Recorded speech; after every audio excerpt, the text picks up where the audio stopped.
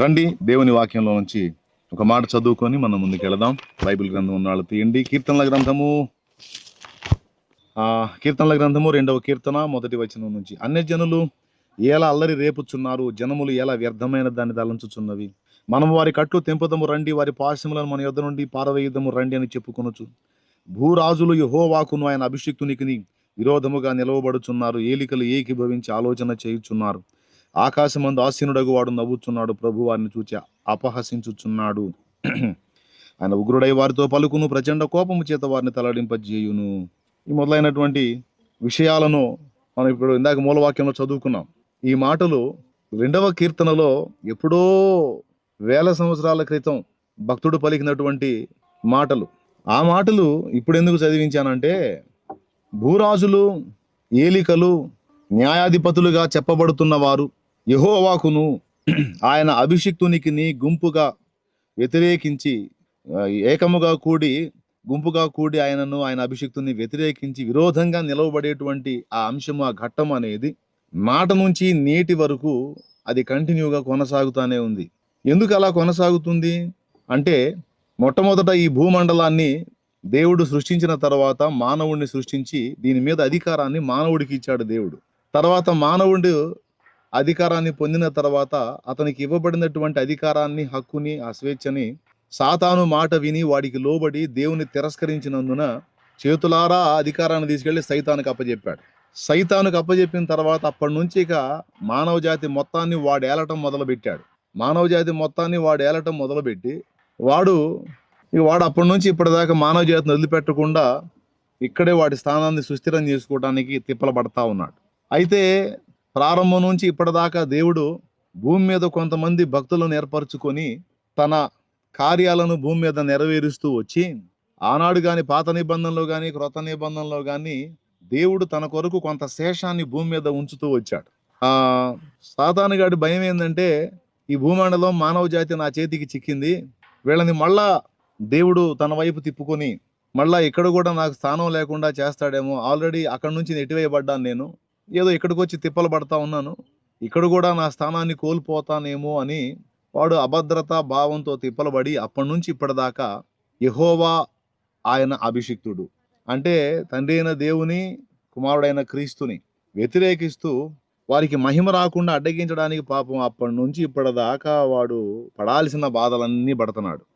కాబట్టి వాడు డైరెక్ట్గా ఫైట్ చేయకుండా భూమి మీద ఉన్న మనుషులనే వాడు వినియోగించుకొని ఆ మనుషుల్ని వాడు ఆవరించి, అందులో ముఖ్యంగా భూరాజులను, ఏలికలను, ఎవరైతే ప్రజలకు న్యాయం తీర్చవలసినటువంటి వ్యక్తులు ఉంటారో అలాంటి న్యాయాధిపతులను సైతం వాడు ప్రేరేపించి మరి దేవుని ప్రజలకు హింస కలిగించటం, ఇబ్బంది కలిగించటం, శ్రమ కలిగించటం, వారిని తృణీకరించడానికి ప్రయత్నించటం అనేది చేయటం ఈరోజు కొత్త సంగతి కాదు. ఇది తరతరాలుగా, సంవత్సరాలుగా, అంటే వేల సంవత్సరాలుగా జరుగుతున్నటువంటి తంతే ఇది. అయితే ఇక్కడ నేను మీకు 2 విషయాలు చెప్పాలి. భూరాజులు, ఏలికలు, మరి ప్రజలకు న్యాయం తీర్చవలసినటువంటి న్యాయాధిపతులు అందరూ ఏకమై దేవుని ప్రజలను, ఆయన అభిషిక్తుని సంఘమును హింసించటం, బాధించటం, శోధించటం, వేధించటం అనేది జరుగుతున్నప్పుడు దేవుడు చూసి, వీళ్ళ తిప్పలను చూసి దేవుడు ఏం చేస్తున్నాడు అంటే, ఇక్కడ విచిత్రమైన మాట రాసుంది. ఆకాశమందు ఆసీనుడగు వాడు నవ్వుచున్నాడు. వాళ్ళ ఆలోచనలు, ప్లాన్లు, ఎత్తుగడలు ఇవన్నీ చూసి అప్పటి నుంచి ఇప్పటిదాకా దేవుడు ఏం చేస్తున్నాడంటే, వాళ్ళ యుక్తులు, కుయుక్తులు, వాళ్ళ జ్ఞాన కృత్రిమము ఇదంతా చూసి ఆయన నవ్వుతున్నాడని ఇక్కడ రాసుంది.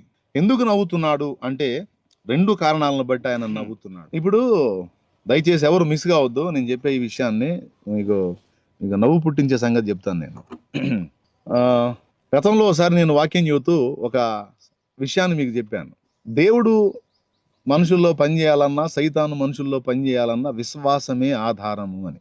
ఎంతమంది గుర్తుందో మరి నాకు తెలియదు, కానీ దాదాపు చాలా స్పష్టంగా అది నేను చెప్పినట్టు నాకు బాగా గుర్తు. అది కూడా ఒకసారి కాదు, 2-3 సార్లు నేను ఆ విషయాన్ని అందించాను. దేవుడు భూమి మీద మనుషుల్లో పనిచేయాలన్నా, సైతాను పనిచేయాలన్నా ఖచ్చితంగా విశ్వాసమే ఆధారం అని చెప్పాను నేను. ఏది ఆధారం? విశ్వాసం. విశ్వాసాన్ని ఆధారం చేసుకుని దేవుడు కదులుతాడు. దేవుణ్ణి కదలకుండా కట్టి పడేసేది ఏదన్నా ఉంది అంటే అది అవిశ్వాసం. ఇప్పుడు విశ్వాసాన్ని బట్టి పేతురు నీళ్ళ మీద నడిచాడు. ఎప్పుడైతే సందేహం వచ్చి విశ్వాసం బలహీనపడిందో నీళ్లలో మునిగిపోసాగాడు. అంటే అవిశ్వాసము లేక సందేహం అనేది దేవుని శక్తిని అడ్డగిస్తుంది, దేవుని కార్యాలు జరగకుండా అడ్డుపడింది. కాబట్టి ఇప్పుడు దేవుడు తన పనులు నెరపాలంటే ఖచ్చితంగా విశ్వాసమే కావాలి. అయితే ఫస్ట్ నుంచి ఇప్పటిదాకా దేవుడు మనుషుల విశ్వాసాన్ని బట్టి పనిచేయటమే కాదు, సైతాను గాడి విశ్వాసాన్ని బట్టి కూడా చాలా పనులు చేశాడు. ఇది ఇప్పుడు మనం నవ్వుకోవాల్సినటువంటి సంగతి. దేవుడు తన కార్యాలను భూమి మీద జరిగించడానికి సైతాను గాడి విశ్వాసం కూడా ఉపయోగపడింది. సైతాను గాడి విశ్వాసం ఉంచడం ఏంది, సైతాను గాడి విశ్వాసం దేవుడికి ఉపయోగపడటం ఏంది అనేది మీకు డౌట్ రావాలి. మరి అదే కొంచెం డెప్త్గా ఆలోచిస్తే ఈ పాయింట్ మీకు అర్థమైద్ది. ఇప్పుడు సైతాను కూడా దేవుని సృష్టిలో భాగమే కదా, మనం దేవుని సృష్టిలో భాగమే, సృష్టికర్త దేవుడు. ఇప్పుడు దేవుని కార్యాలు ఎవరి జీవితంలో జరగాలన్నా విశ్వాసం ఆధారం. ఫర్ ఎగ్జాంపుల్, యేసు ప్రభు ఒకసారి ఒక ఇంట్లో ఉన్నప్పుడు ఆయన వచ్చాడని తెలుసుకొని జనం అంతా గుంపులుగా ఆయన ఉన్న ఇంటి దగ్గరికి వచ్చారు. వస్తే ఒక నలుగురు పక్షవాతం అనే జబ్బున్నటువంటి వాడిని తీసుకొచ్చి యేసు ప్రభు ఏ ఇంట్లో అయితే ఉన్నాడో ఆ ఇంటి యజమానుడితో మాట్లాడి, వీడికి పక్షవాతం వచ్చింది, వీడు మంచంలో ఉన్నాడు, పాపం చాలా ఇబ్బంది పడుతున్నాడు, మీరు పర్మిషన్ ఇస్తే ఈ పెంకులు ఓడదీసి లోపలికి వీడిని దించి యేసు ప్రభు ముందుకు దించి ఏదన్నా ఆయన బాగు చేస్తాడేమో అని ఆలోచన చేస్తున్నాము, కొంచెం పెంకులు ఓడదీసాం, ఎందుకంటే జనాలు లోపలికి పోనివ్వట్లేదు, ఇంటి పైకప్పు ఓడదీసి వీడిని లోపల పైనుంచి దించుతాం యేసు ప్రభు ముందుకి అని పర్మిషన్ తీసుకొని పెంకులు ఓడదీసి మరి వాడిని తెచ్చిన ఆ మంచాన్ని 4 తాళ్లతో కట్టి యేసు ప్రభు ముందుకు దించినప్పుడు అక్కడ ఒక మాట ఉంటుంది, మీకు తెలుసులే ఆ సంగతి. ఏంటి ఆ మాట అంటే, ఆయన వారి విశ్వాసము చూచి. సరిపోయింది. మార్కు 2:5 ఒకసారి చూస్తే చాలు, మీరు బైబిల్ ఉన్న వాళ్ళు తీసి మార్కు 2:5 ఒకసారి చూడండి. అలాగే లోక 5:20లో కూడా ఉంటది. అక్కడ యేసు వారి విశ్వాసం చూచి అనే మాట ఉంది, ఒక్కటి చాలు. యేసు వారి విశ్వాసం చూచి ఆ పక్షవాతం జబ్బున్న వ్యక్తితో అంటున్నాడు, కుమారుడా నీ పాపములు క్షమింపబడి ఉన్నవి అని చెప్పి వాడిని స్వస్థపరచడం అనేది జరిగిద్ది. అక్కడ ఏం రాస్తుందంటే ఆయన వారి విశ్వాసం చూసి అనుంది. అంటే అక్కడ జబ్బు వచ్చిన వాడి విశ్వాసం చూసి అని కాదు, తెచ్చిన వాళ్ళ విశ్వాసం చూసి జబ్బు వచ్చిన వాడికి కార్యం చేశాడు. అట్లాగే మనం ఉంచిన విశ్వాసాన్ని బట్టి ఎదుటి వాళ్ళ విషయంలో కూడా కార్యాలు జరగటం అనేది దీన్ని బట్టి మనకు అర్థమైంది. అంటే మనం ఉంచే విశ్వాసాన్ని బట్టి కూడా ఎదుటి వాళ్ళ జీవితాల్లో కార్యాలు జరగటం అనేది దీన్ని బట్టి మనకు అర్థమైంది. దీనికి సపోర్టివ్గా యాకోబు రాసిన పత్రిక 5వ అధ్యాయము 14, 15, 16 వచనాలు మనం చూస్తే, మీలో ఎవడైనను రోగి అయిన ఎడల అతడు సంఘపు పెద్దలను పిలిపింపవలను, వారు వచ్చి అతనికి ప్రభువు నామన నూనె రాసి ప్రార్థన చేస్తారు, విశ్వాస సహితమైన ప్రార్థన ఒక రోగిని స్వస్థపరచును అంటాడు. అక్కడ ఎవరి విశ్వాసం ఆధారం అంటే వచ్చి ప్రార్థించినటువంటి సంఘ పెద్దల విశ్వాసం ఆధారం. అట్లాగా భక్తుల విశ్వాసాన్ని ఆధారం చేసుకుని దేవుడు కొన్ని కార్యాలు జరిగించడం అనేది మనకు బైబిల్లో స్పష్టంగానే మనకు తెలిసిన సంగతి. ఇప్పుడు నేను చెప్పే నవ్వు పుట్టించే సంగతి ఏంటంటే, చాలా కార్యాలు భూమి మీద చేసిన కార్యాలు కేవలం భక్తుల విశ్వాసాన్ని బట్టే కాదు, సైతానుగాడి విశ్వాసాన్ని బట్టి కూడా దేవుడు చేశాడు. సైతానుగాడికి విశ్వాసం ఎందుకు ఉంటుంది అంటే, నేను భూమి మీద మనుషుల్ని నా స్వాధీనంలోకి తీసుకున్నాను, దేవుడు మామూలోడు కాదు, దేవుడు ఏదో ఒకటి చేసి ఎలాగైనా నా చేతిలో ఉన్న ఈ మనుషుల్ని లాగేసుకుంటాడు అని వాడు విశ్వాసం ఉంచి, ఆయన చేతుల్లో మనుషులు చిక్కకుండా, ఆయన చేతికి దక్కకుండా మనుషుల్ని కాపాడుకోవడానికి వాడు ఎంతగా ప్రయాసపడ్డాడో ఆ ప్రయాస అంతా కూడా ఏమని సాక్ష్యం ఇస్తుందంటే, నా చేతుల్లోంచి ఈ మనుషుల్ని ఎట్లనైనా దేవుడు లాగేసుకుంటాడు అని వాడు విశ్వసించినట్టే అయింది అదంతా కూడా. ఎందుకంటే వాడు తపన పడుతున్నాడు కదా, టెన్షన్ పడుతున్నాడు కదా, దానికోసం వాడు ఎన్నో తిప్పల ప్రారంభం నుంచి ఇప్పటిదాకా వాడు పడుతున్న ప్రయాస అంతా కూడా ఏమని సాక్ష్యం ఇస్తుందంటే, దేవుడు జ్ఞానవంతుడు, దేవుడు బలవంతుడు, దేవుడు శక్తివంతుడు, దేవుడు ఎలాగైనా నా చేతుల్లోంచి వీళ్ళని లాగేసుకుంటాడు అని సైతాను రూఢిగా నమ్మాడు, విశ్వసించాడు కాబట్టే అడ్డగించడానికి ఇన్ని బాధలు పడుతున్నాడు. దీన్ని బట్టి మీకు ఏమర్థమైందో ఒకసారి మీరు చెప్పాలి. చూసారా వాడు ఎంత విశ్వాసం ఉంచాడో దేవుని మీద. మరి ఇప్పటిదాకా చాలా పనులు జరిగింది వాడి విశ్వాసంతో కూడా జరిగినాయి. ఒకవేళ వాడు నేను మనుషులందరినీ జయించాను, దేవుడు వీళ్ళని నా చేతుల్లోంచి తీసుకోలేడు అని నమ్మి వాడు ప్రశాంతంగా ఉన్నట్టయితే ఒకవేళ కొంత పని ఆగేదేమో దేవుడి పని. కానీ అలా కాకుండా వాడు నిరంతరం టెన్షన్ పడతా, ఇంతమంది మనుషుల్ని నానా రకాలుగా కవ్వించుకుంటా, దాడులు చేయించి, దుర్మార్గాలు చేయించి, హింసలు చేయించి, అప్పటి నుంచి ఇప్పటిదాకా చూడండి, వాడు 11 మందిగా ఒక చిన్న గుంపుగా ఉన్నప్పుడు వాడు పాపం భయపడి టెన్షన్ పడి వాడు పని చేయటం మొదలుపెట్టాడు. వాడు ఎంత నమ్మాడంటే ఈ 11 మందితో ఆగదు ఇది, ఇది ఇంకా పెరిగిపోయిద్ది, ఇంకా పెరిగిపోయిద్ది, ఎట్లనన్నా దీన్ని ఆపాలి, ఆపాలని టెన్షన్ పడే కదా ఆ యెరూషలేములో ఉన్న వాళ్ళ నాయకుల్ని ప్రేరేపించి వీళ్ళకి వ్యతిరేకంగా తిప్పి అక్కడ వీళ్ళకి హింస కలిగించాడంటే, ఎందుకు కలిగించాడు హింస? అంటే దేవుడు వీళ్ళని విస్తరింపజేస్తాడు అనే విశ్వాసంతోనే కదా. అది అలా జరగకుండా చేయటాన్ని కూడా అడ్డగించడానికి ట్రై చేసింది. కాబట్టి పాపం వాడి విశ్వాసమే నెరవేరి వాడి ప్రయత్నాలన్నీ విఫలమయ్యి ఆ 11 మంది కాస్త అక్కడి నుంచి బయలుదేరి అనేక సంఘాలుగా సంఘాలుగా సంఘాలుగా సంఘాలుగా సంఘాలుగా ప్రపంచం అంతా వ్యాపించింది. అసలు నన్ను అడిగితే నిజంగా మన విశ్వాసం కంటే కూడా సైతాను గాడి విశ్వాసం చాలా గొప్పదండి. ఎందుకంటే అసలు దేవుడి శక్తి మనకంటే బాగా వాడికి తెలుసు. దేవుని ప్లాన్, దేవుని ఐడియాలజీ, దేవుని ఆలోచన, దేవుడు ఏ విధంగా కార్యాలు చేస్తాడో, ఏ విధంగా ఆయన వ్యవహరిస్తాడో, ఆయన ఎంత మేధావో వాడికి తెలుసు. అందుకే వాడు అంత టెన్షన్ పడేది, అంత కంగారు పడేది. ఎట్లనన్నా కానీ నేను ఏది చేసినా సరే దాన్ని ఏదో ఒక రకంగా తనకు అనుకూలంగా వినియోగించుకోగలడో, ఉపయోగించుకోగలడో, మామూలోడు కాదు అనే గట్టి విశ్వాసం సైతాన్ గాడికి. నిజమే. ఎందుకంటే వాడు ఎరుగున్నాడు కదా పాపం, అప్పటి నుంచి దగ్గర నుండి చూశాడు కదా. అందుకని వాడు టెన్షన్ పడటంలో పాపం అర్థం ఉందిలే. ఏం చేద్దాం మరి, వాడి విశ్వాసమే నెరవేరుతుంది.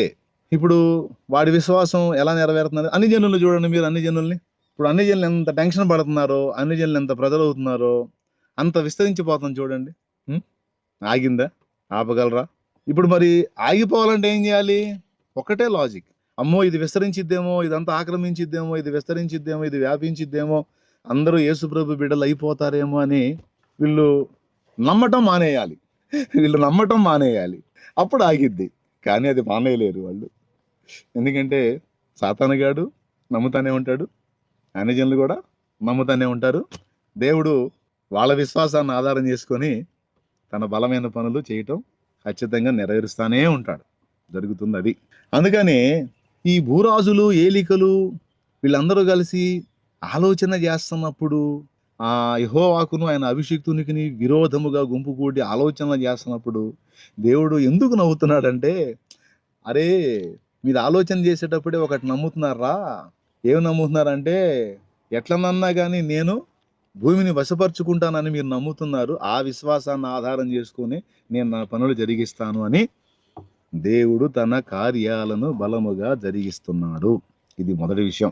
రెండోది అంటే దేవుడు నవ్వడానికి కారణం చెబుతున్నాను. మొన్నేమో అన్యుల్ని చూపించాను గొప్ప విశ్వాసులని, ఈరోజు డైరెక్ట్గా సైతానుగానే చూపిస్తున్నా. దేవుని కార్యాలు బలంగా జరుగుతాయి. దేవుడు అయిపోయింది అనుకున్న దానిలో నుంచి మళ్ళీ మొదలుపెట్టే దమ్మున్నోడు. దేవుడు మామూలోడు కాదు. ఎట్లనన్నా కానీ తన కార్యాన్ని జరిగిస్తాడు, ఆయనే గెలుస్తాడు అనే విశ్వాసం వాడికి ఉంది. ఈరోజు డైరెక్ట్గా సైతానుగాడే గొప్ప విశ్వాసాన్ని మీకు చూపించాను నేను. అవునో కాదో మీరే లాజికల్గా ఆలోచించి చూడండి. ఖచ్చితంగా నేను చెప్పిన పాయింట్ ఓకే అయ్యిద్ది, మీకు కరెక్టే అనిపిస్తుంది 100%. ఇకపోతే రెండవది, దేవుడు ఎందుకు నవ్వుతున్నాడు? ఆకాశమందు ఆసీనుడగు వాడు నవ్వుతున్నాడు. ఎందుకు నవ్వుతున్నాడు అంటే, ఇప్పటి వరకు భూమి మీద మనుషులు కదిలినటువంటి కదలికలన్నిటిలో ఎవరెవరు ఎన్ని రకాల కుట్రలు పన్ని, ఎన్ని రకాల ఎత్తుగాళ్ళు వేసి, ఎన్ని రకాలుగా పథక రచనలు చేశారో అవన్నీ అడుదిప్పి ఇటుదిప్పి వాళ్ళ మెడకే తగిలించే దమ్ము ఆయనకుంది కనుక ఆయన చిద్విలాసంగా నవ్వుతుంటాడు.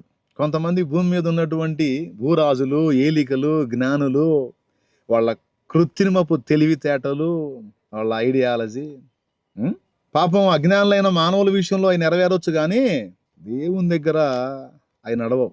ఎందుకంటే వీళ్ళ తలకాయల్లో బ్రెయిన్ పెట్టి ఆ బ్రెయిన్లో కొంత జ్ఞానం పెట్టినోడు ఆయన దగ్గర డ్యాన్స్లు వేస్తే ఎట్లా, ఆయన దగ్గర నాటకాలు వేస్తే ఎట్లా?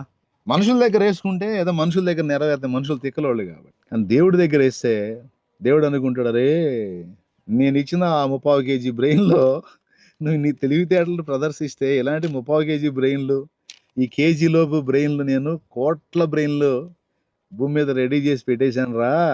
ఇన్ని బ్రెయిన్లు తయారు చేసి ఇన్ని బ్రెయిన్లకు ఐడియాలజీ, ఆలోచన విధానాన్ని ఇచ్చిన ఆ ఐడియాలజీ, ఆలోచన ఎలా ఉంటుందో తెలుసురా మీకు? తెలుసా? చేయండి అని ఆయన నవ్వుకుంటున్నాడు. ఆయన నవ్వే దానిలో రెండవ కారణం అది. ఎంత చెడగొట్టాలని చూసినా ఒకసారి నేను కూర్చునే బలిపీఠం మీద నా వెనక వారం కూటానికి బ్యాక్గ్రౌండ్ మారుస్తూ ఉంటారు. నీకు తెలుసు ఆ సంగతి.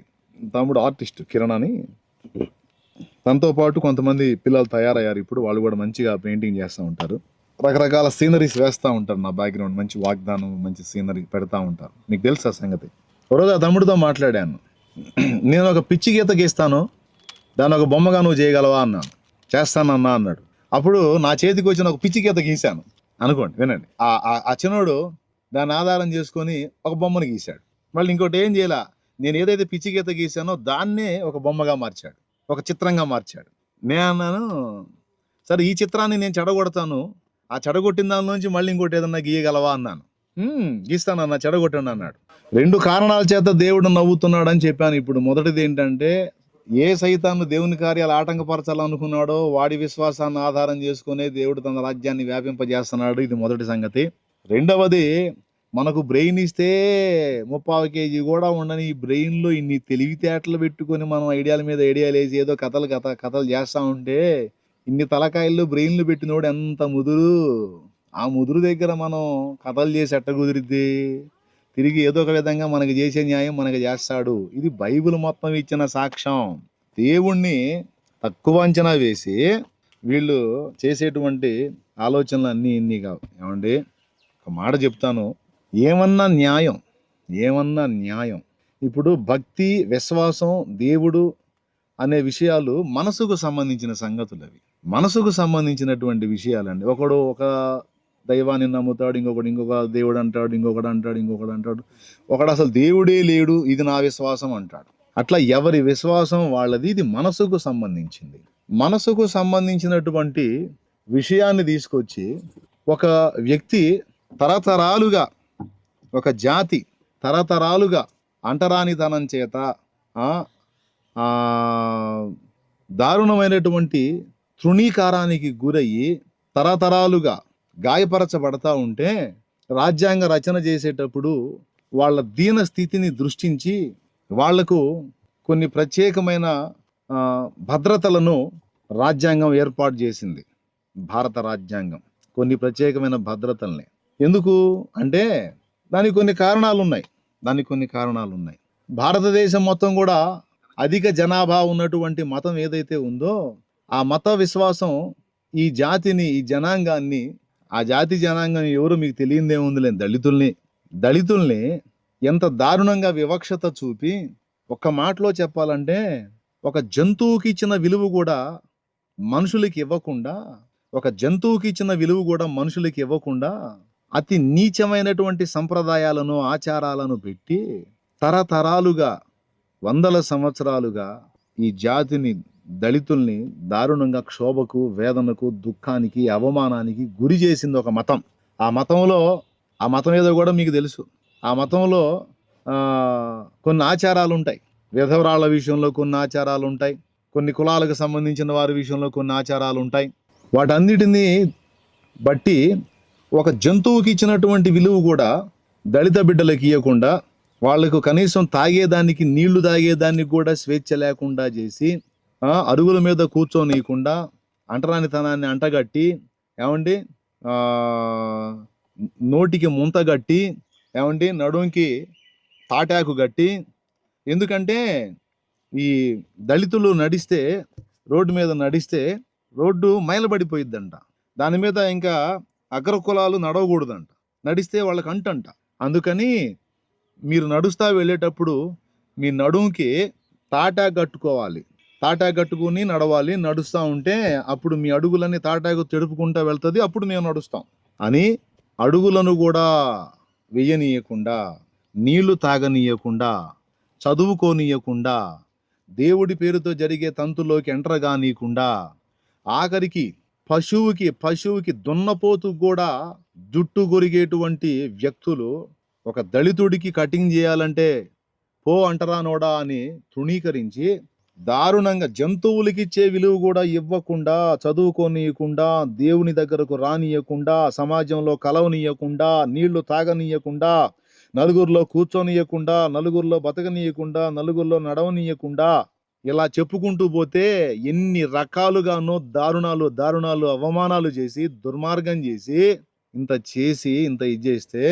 రాజ్యాంగ రచనలో అన్నాళ్ళు వాళ్ళు పడ్డ బాధలన్నిటినీ ఎరిగినటువంటి ఒక మహనీయుడు వాళ్లకు కొన్ని ప్రత్యేకమైన హక్కులు కల్పించి వాళ్ళని భద్రపరచడానికి, సమాజంలో వాళ్ళు కూడా నైతికంగా తల ఎత్తుకొని తిరగటానికి ఆ, ఆ, కొన్ని ఏర్పాట్లు చేస్తే ఈరోజు తీర్పులు ఎలా ఉన్నాయంటే మళ్ళా ఇదిగో మీకు ఏమాత్రం మార్పు రాలేదు, న్యాయస్థానాలు కూడా మిమ్మల్ని ఇప్పటికీ వెలివేస్తానే ఉన్నాయి, మిగిలిన వాళ్ళు ఎవ్వరికీ లేని చట్టాలు మీకు మాత్రమే అప్లై అవుతాయి ఏ?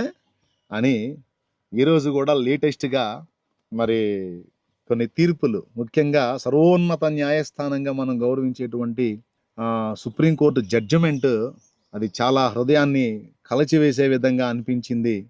ఇది నా ఒక్కడి అభిప్రాయం కాదు, సమాజంలో ప్రజలందరి అభిప్రాయం. చాలామంది దీని విషయంలో గాయపడి గుండెకోతకు గురై స్పందిస్తూ ఉన్నారు. అంటే మిగిలిన ఏ వర్ణాల వారైనా తమకిష్టం వచ్చినటువంటి భక్తి మార్గంలోకి వెళ్ళొచ్చు, తమకిష్టం వచ్చిన విశ్వాసంలోకి వెళ్ళొచ్చు, కానీ దళితుడికి మాత్రం ఆ స్వేచ్ఛ లేదు. దళితుడికి ఆ స్వేచ్ఛ లేదు. అంటే దళితుడంటే సర్వోన్నత న్యాయస్థానానికి కూడా ఇంత చిన్న చూపు ఉంటుందని నేను అసలు భావించలేదు. మరి ఎవ్వరికీ లేని ఈ ఈ చట్టాన్ని, లేకపోతే ఈ తీర్పుని దళితులకు మాత్రమే ఎందుకు ఇచ్చారు? దళితులకు మాత్రమే ఎందుకు ఇచ్చారు?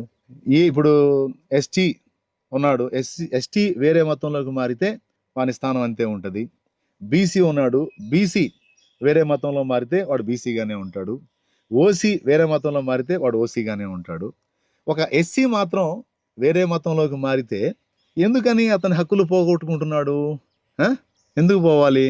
అంటే ఎస్సీలు అంటే సర్వోన్నత న్యాయస్థానాన్ని కూడా చిన్న చూపేనా? అరే ఎంత దారుణం ఇది.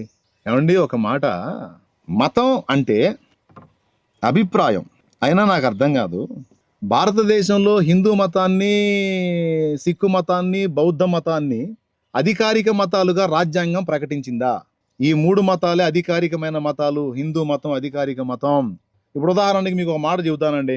జాతీయ జెండా మువ్వన్నెల జెండా, జాతీయ గీతం జనగణమన, జాతీయ జంతువు పెద్ద పులి. ఏమండి, అలాగే మరి జాతీయ మతంగా హిందూ మతాన్ని చేశారా? సిక్కు మతాన్ని చేశారా? బౌద్ధ మతాన్ని చేశారా? ఏ మతాన్ని చేశారు? ఏ మతం జాతీయ మతం అని రాజ్యాంగంలో రాసి ఉంది? ఏ ఆర్టికల్లో ఉందో దయచేసి చెప్పాలి. ఫలానా మతాలు అధికారిక మతాలు, ఇక్కడ ఈ మతాలే ఉండాలి, ఈ మతాల్లోనే ఉండాలి, ఇంకా వేరే మతంలోకి వెళ్ళకూడదు, వెళితే వాడు తన హక్కును కోల్పోతాడు అని ఏ ఆర్టికల్లో చెప్పారు? మరి ఎప్పుడు దీన్ని చట్టం చేశారు? ఏ విధంగా చేశారు? నాకైతే అర్థం కావట్లా. మరి ఆర్టికల్ 15, ఆర్టికల్ 25, ఆర్టికల్ 15లో ఏముంటుందంటే జాతి, మత, కుల, లింగ వివక్షత చూపకూడదు. ఆర్టికల్ 15లో ఉంటుంది. ఆర్టికల్ 14, 15. అలాగే ఆర్టికల్ 25లో ఒకడు భారతదేశ పౌరుడు, ఏమండో భారతదేశ పౌరుడు అంటే దళితుడు మినహాయించి అని లేదండి. ఏమండి, దళితుడు అని లేదండి. దళితుడు ఒక్కడే మినహాయింపని లేదండి. అంతరాత్మ ప్రబోధానుసారం ఒకడు తనకిష్టం వచ్చినటువంటి మతమును అవలంబించవచ్చు, దాని ప్రచారం కూడా చేసుకోవచ్చు అని ఆర్టికల్ 25లో ఉంది. అంతేగాని ఇదిగో ఈ మతం అధికారిక మతం, ఇందులోనే ఉండాలి, ఇందులో నుంచి పక్కకు పోతే మీకు హక్కులు వర్తించవు అనే అభిప్రాయాన్ని రాజ్యాంగంలో ఎక్కడ కూడా వెల్లడి చేయలేదు, ఏ ఆర్టికల్లో లేదు. మరి దేనాధారంగా ఇప్పుడు నేను 341 ఆర్టికల్ అంటే 341లో చెప్పబడిన దాని ప్రకారం మేము జడ్జిమెంట్ ఇచ్చామని సుప్రీంకోర్టు వారు సెలవిచ్చారు, గౌరవ సుప్రీంకోర్టు వారు. మరి అప్పుడు మరి ఆర్టికల్ 15, ఆర్టికల్ 25 అలాగే మరికొన్ని ఆర్టికల్స్లో భారతదేశంలో ఉన్నటువంటి పౌరులందరికీ ఇవ్వబడినటువంటి హక్కులను ఇది శాసిస్తుంది కదా ఈ జడ్జిమెంటు. ఏమంటే అంటే ఒక ఆర్టికల్ని రెస్పెక్ట్ చేస్తూ మిగిలిన 3-4 ఆర్టికల్స్ని తృణీకరించినట్టుగా అవుతుంది కదా, తుంగలో దొక్కినట్టు అవుతుంది కదా. మరి సమన్యాయం జరిగించాలి కదా. అంటే అడిగేవాళ్ళు లేడు, ప్రశ్నించేవాళ్ళు లేడు, గొంతెత్తేవాళ్ళు లేడు. ఎందుకంటే మిగిలిన వాళ్ళు అయితే పాపం పోరాటాలు చేస్తారు, కానీ దళితులు ఏం చేస్తారండి?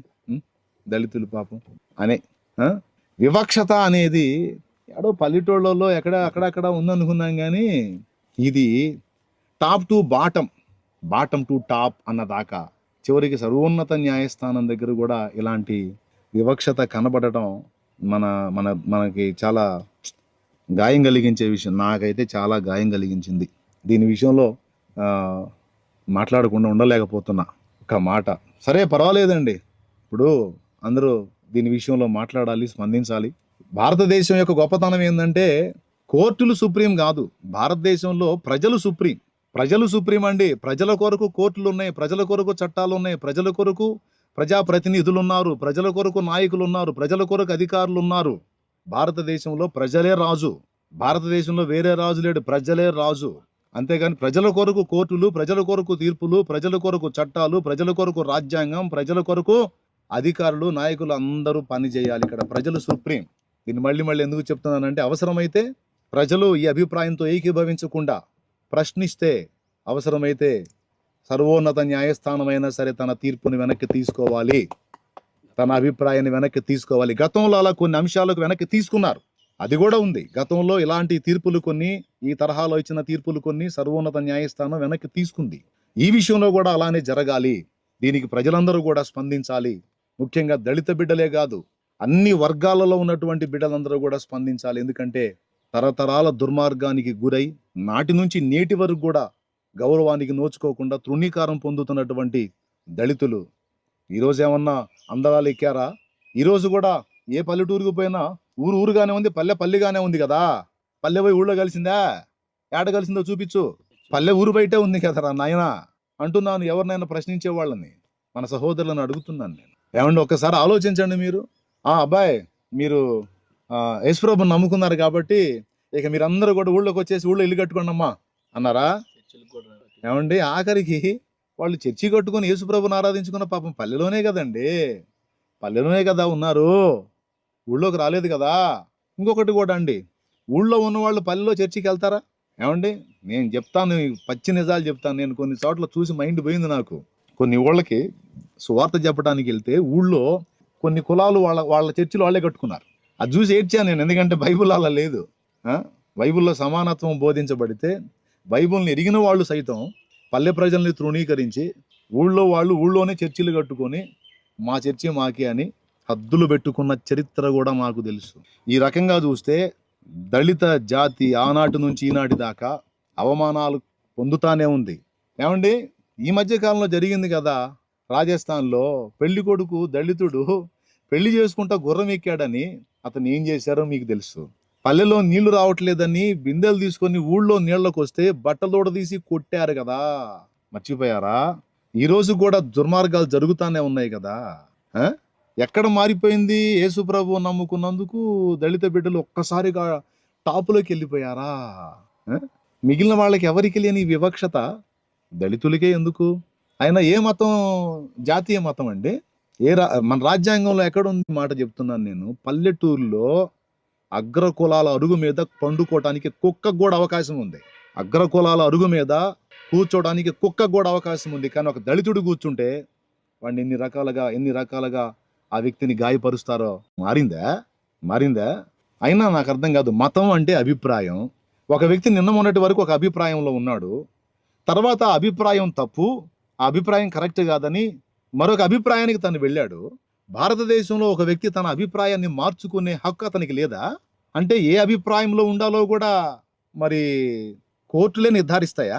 ఆ మతంలో 100 రంధ్రాలు ఉన్నాయి, 100 అభ్యంతరకరమైన సంగతులు ఉన్నాయి. వాటిని ఏమైనా సరి చేశారా మీరు? వాటి విషయంలో ఏమైనా శాసనాలు చేశారా? వాటి విషయంలో ఏమైనా హద్దులు నియమించారా? నువ్వు ఏ మతంలో ఉంటే నీకు ఇవి హక్కులు వర్తిస్తాయి అన్నావో ఆ మతంలో 100 రంధ్రాలు ఉన్నాయి.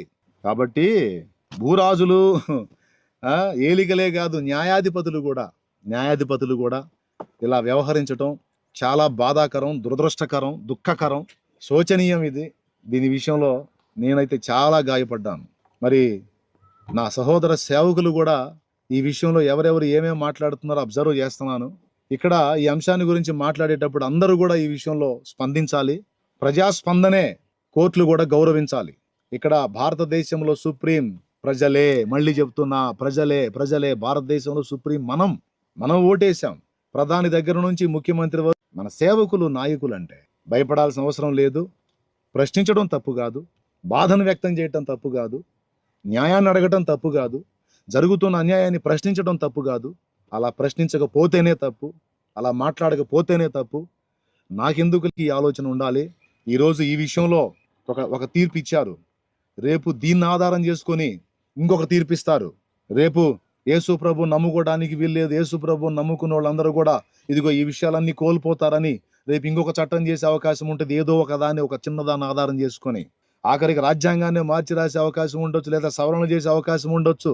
ఇప్పుడు నిద్రపోతే ఏదో దళితుల మీద జరుగుతుంది కదా, ఏదో వాళ్ళ మీద జరుగుతుంది కదా, వీళ్ళ మీద జరుగుతుంది కదా, మన దాకా రాలేదు కదా అని పట్టించుకోకుండా, మనం స్పందించకుండా బాధ్యత రాహిత్యంగా ఉంటే దీని పర్యవసానం రేపు ఎంతకైనా వెళ్ళొచ్చు. కాబట్టి దీని విషయంలో అందరూ కూడా ఆలోచించి తమ వంతు గళాలు విప్పాలని ప్రతి దైవజనుడికి, ప్రతి విశ్వాసికి, ప్రతి పరిచారకుడికి, స్త్రీకి, పురుషుడికి, కేవలం దళితులు అన్న మాటే కాదు, అన్ని వర్ణాలలో ఉండి క్రీస్తులోనికి వచ్చిన వారికి, అలాగే అన్ని వర్ణాలలో ఉన్న ఇతరులకు కూడా, యేసు ప్రభువును నమ్ముకున్న వాళ్ళకు కూడా నేను చెప్తున్నాను, ఇది సామాజిక సంబంధమైన విషయం. ఇది మతానికి, అభిప్రాయానికి సంబంధించిన విషయం కాదు. మతానికి ముడిపెట్టి ఒక జాతికి జరుగుతున్న ద్రోహం, అన్యాయం. కాబట్టి దీనికోసం అందరు గళాలు విప్పాలి, అందరు స్వరాలు ఎత్తాలి, మాట్లాడాలి. దీని విషయంలో ఖచ్చితంగా ఇది ప్రభుత్వాల దృష్టికి వెళ్ళాలి, కోర్టుల దృష్టికి వెళ్ళాలి. వాళ్ళ అభిప్రాయాలను వాళ్ళు ఖచ్చితంగా ఈ విషయంలో మార్చుకోవాలి. దీని విషయంలో ఒక స్పష్టమైనటువంటి జవాబు సరి చేసుకొని మళ్ళా ఇవ్వాలి. కాబట్టి ప్రియులారా, జరుగుతున్నటువంటి ఈ దారుణాలను చూస్తూ బాధ్యతారాహిత్యంగా ఉండాలా?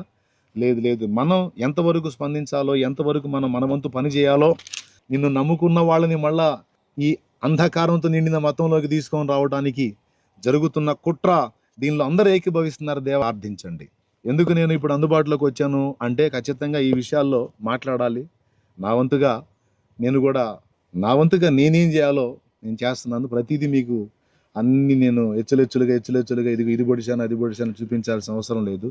పగడాల ప్రవీణ్ అన్న హత్య విషయం దగ్గర నుంచి ప్రతిదీ కూడా నేను చేయాల్సినటువంటి ఆలోచనలు నేను చేస్తున్నాను, నేను చేయాల్సిన ప్రయత్నాలు నేను చేస్తున్నాను. అన్యాయం కాదా ఇది?